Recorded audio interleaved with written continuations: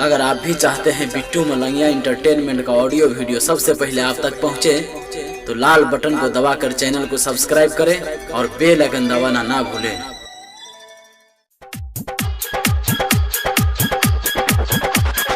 कोके बियाह छोड़ी गेलही ससुरा, हेगे कोके बियाह छोड़ी गेलही ससुरा, एहन छलही नहीं केना भस गेलही। दुल्हा के छोड़ छोड़ी सुनै दियो रे से फंस गेलही। दुल्हा के छोड़ छोड़ी सुनै दियो रे से फंस गेलही।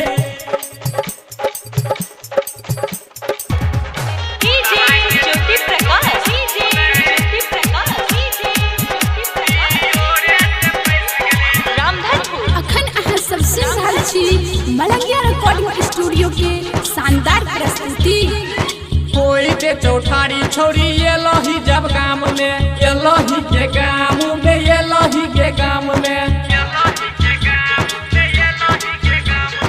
दुल्हा ने चलो साथे चले चला सान में, चले चला सान में, चले चला सान में। कोई के चौठारी छोड़ी एले जब गाम में, दुल्हा ने चलो साथे चले चला सान में। कुछ दिन के बाद एलो आवाज जेना की पानी में भस गेलही।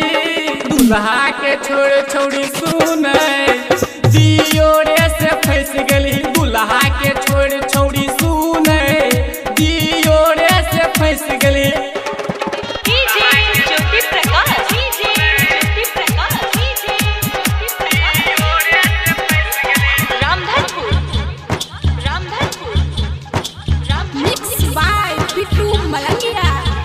रहत अपना दुल्हा दीपक दीवाना, दीपक दीवाना छौड़ी दीपक दीवाना।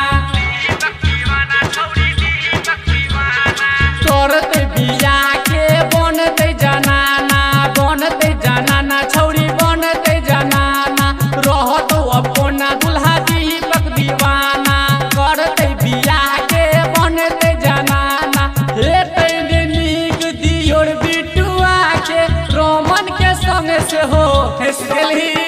दुल्हा के छोड़ छोड़ी सुनै